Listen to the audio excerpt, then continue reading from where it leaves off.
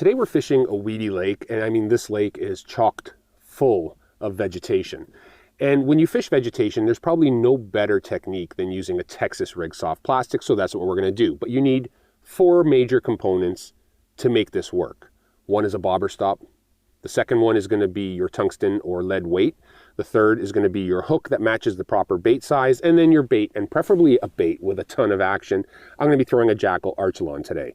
So basically, to start off, you start off by putting on your bobber stop. And your bobber stop is designed to stop your weight from pushing forward or sliding up your line. So once that's on and you slide it up your line, you grab your weight.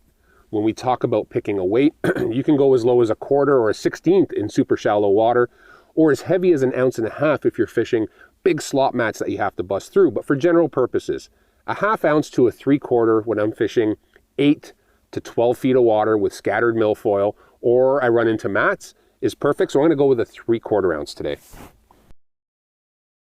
When you pick a weight, tungsten is far superior than lead for a number of reasons. Tungsten is more dense. It's actually a powder that's pressed with epoxy into this form. But the thing about tungsten is it's super dense. So you're gonna get 3/4 ounce in half the size almost compared to lead. So you're getting a smaller package.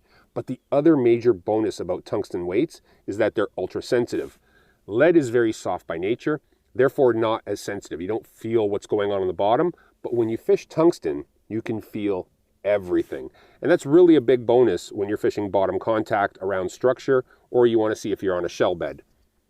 So you can see there when I slide it up the line, that bobber stop stops that from going forward. Now when you pick your hook, the most important thing you can do is figure out what bait you're going to throw and then match your hook to that bait. Not all baits take a universal hook. The hook should be a portion of the size of the bait. So today, like I said, I'm going to be flipping an Archelon, which is basically a cross style flipping bait, very narrow.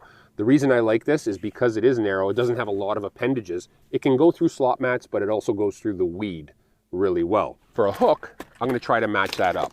When we talk hooks, there are a monstrous variety of hooks on the market, all designed to do specific things.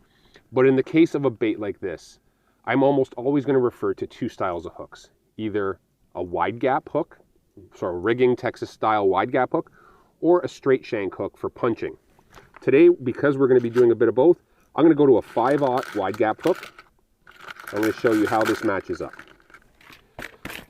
The VMC red lines are kind of nice because you've got this little keeper that keeps them super organized, but I can also quickly look at them and tell you what size the hook is, which is critical for when you're doing this kind of thing. It's a safety pin system, and I'm not sure why other companies haven't figured this out earlier, but man, oh man, is it handy. So you take your hook off of there, close the keeper, and now we're going to tie that on. The way I check the size is by looking at how this bait lines up to the hook. You can see here that the hook is going to have plenty of meat at the bottom, but I'm getting the most out of the hook size, meaning that my hook point is further down in the bait. So the more you can get your hook point down in the meat of the body, the better hookup percentage you're going to have. The other bonus about these, and I've had this in the past, where your line, because braid like this Power Pro 65 pound is so thin, it will slip through the eye. These are all resin closed eyes. If you look really closely at this, it is a resin closed eye, which means your line, your knot, cannot slip out of them. Gives me a lot of security when I'm doing that. So I'm going to tie a fishing fool knot, which means you go through the eye twice. I like with braid doubling down. Create a D-loop. And like a uni knot, you're basically going to bring your tag end up the line 5 times. 2, 3, 4, 5. And then you pull it just like a noose. You would pull that tight. Then wet it and cinch it down. That knot, because of the times I go through the eye twice, offers you more durability, less chance of the braid constricting or guillotining itself, because braid has 0 stretch. It's super sensitive, but it also has a good opportunity with certain knots to guillotine itself. So a quick trim. And I always like to leave a little bit of a tag end there. It doesn't get in the way, and it's going to get covered by the weight. So having that tag end, just in case on a big hook set you do happen to slip or your knot was not tightened down all the way, you're not going to break off. When rigging the baits, Traditionally, when you look at baits, especially two-tone baits like this one, the light side is usually the bottom of the bait.